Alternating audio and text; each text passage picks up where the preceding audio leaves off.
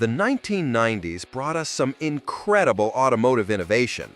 We saw the dawn of modern sports cars, the rise of SUVs, and groundbreaking technology. But not every car that rolled off the assembly line was a winner. Some vehicles from this era became legendary for all the wrong reasons. Today, we're counting down the top 10 worst cars of the 1990s. These are vehicles that disappointed buyers with poor reliability, questionable design choices, and quality issues that made them automotive nightmares. Number 10, 1991 Saturn SL.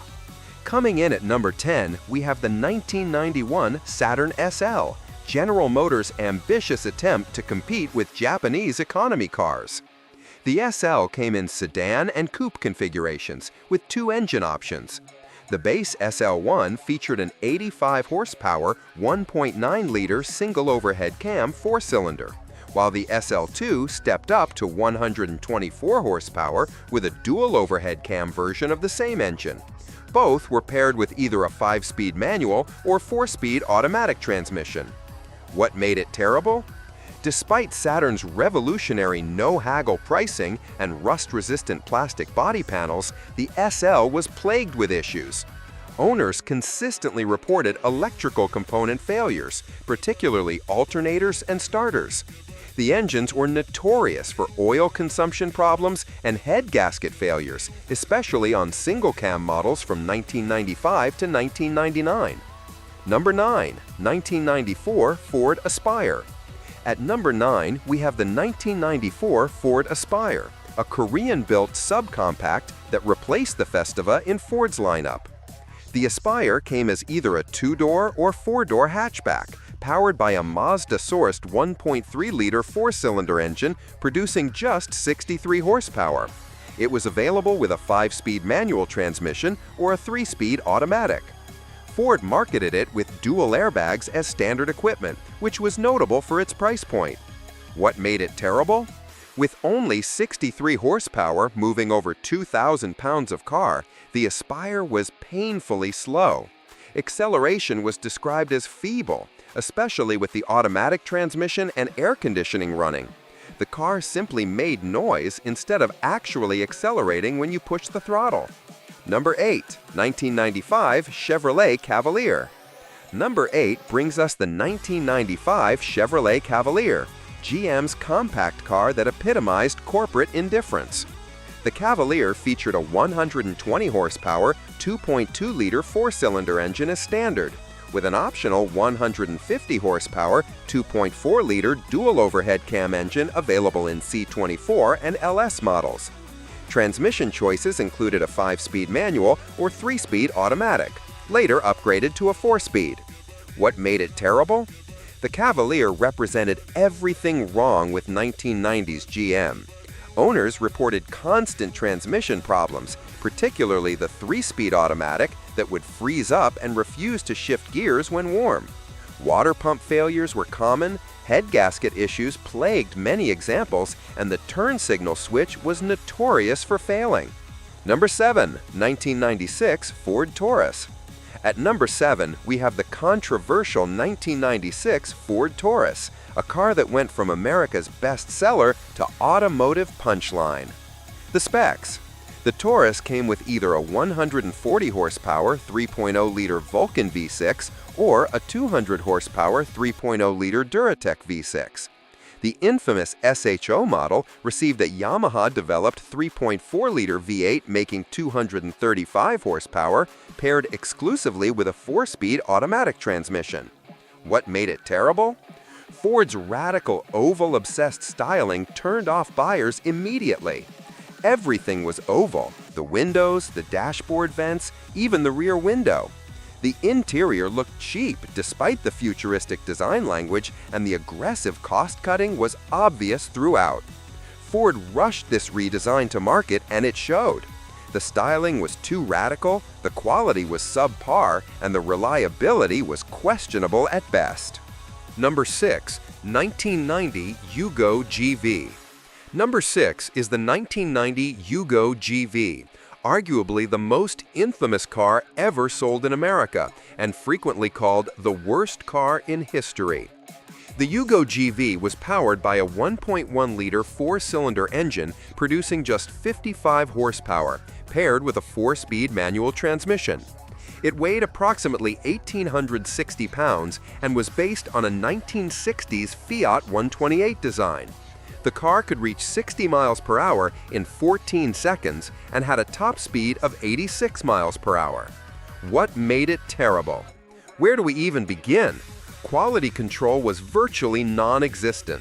Consumer Reports called the transmission easily the worst we've encountered in years and described the interior as being covered with cloth that resembles towel material. Trim pieces fell off with shocking regularity. The timing belt needed replacement every 30,000 miles, and if you missed that service on this interference engine, you'd destroy the motor completely. The car was built down to the absolute lowest price, with components sourced from the cheapest bidders across multiple Yugoslavian republics. Number 5. 1992 Cadillac Alante.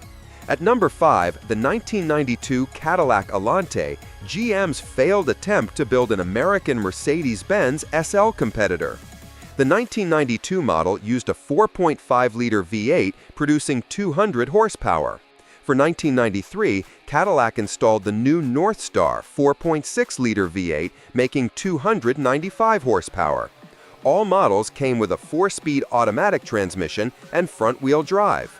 What made it terrible? Priced at over $50,000, the Alante cost nearly twice as much as a Corvette, but delivered Mercedes SL performance with Cadillac reliability. The early car suffered from a litany of quality issues. The convertible tops leaked notoriously, a problem GM knew about before launch but ignored. The Bosch anti-lock brakes were expensive and problematic. With 200 horsepower moving 3,600 pounds through the front wheels, Motor Trend measured 0 to 60 times at a glacial 10.3 seconds, 4 seconds slower than the Mercedes it was supposed to compete with.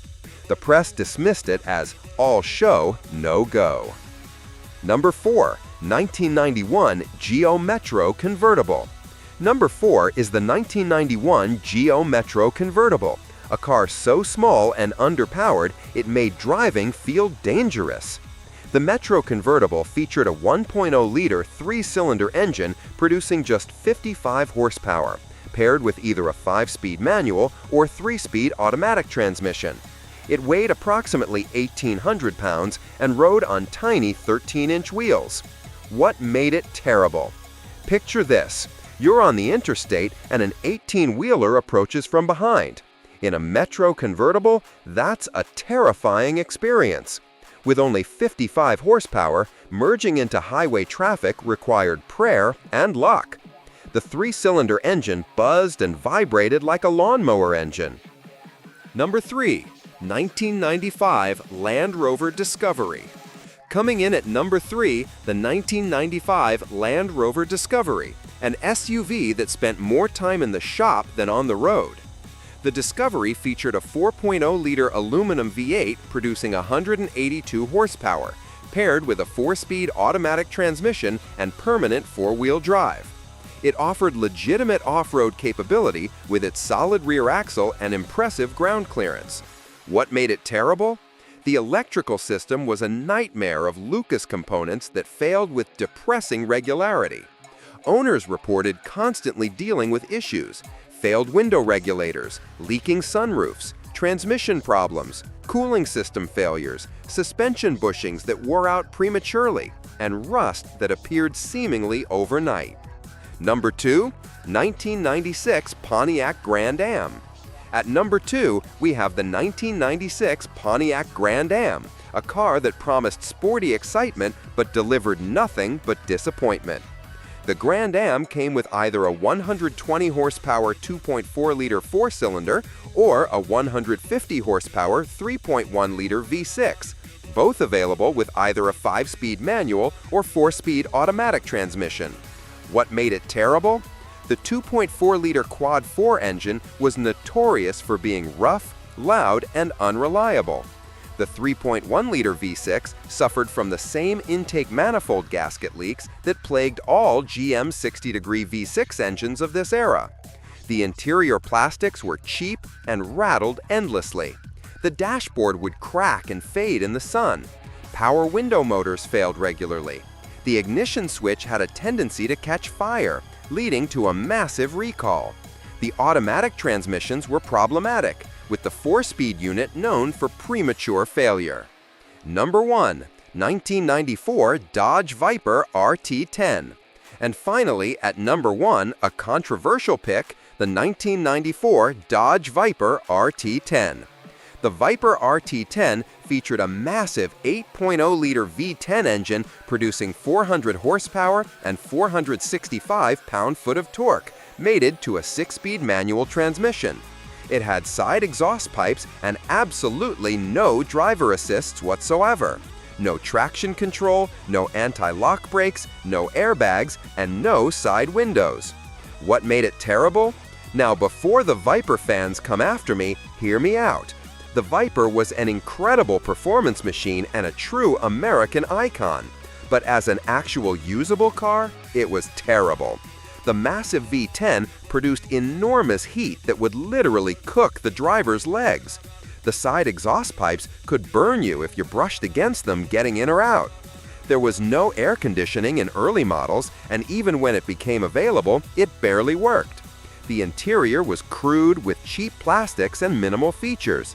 There were no exterior door handles. You had to reach inside the cabin to open the doors. Early models had no windows at all, just side curtains that were essentially useless.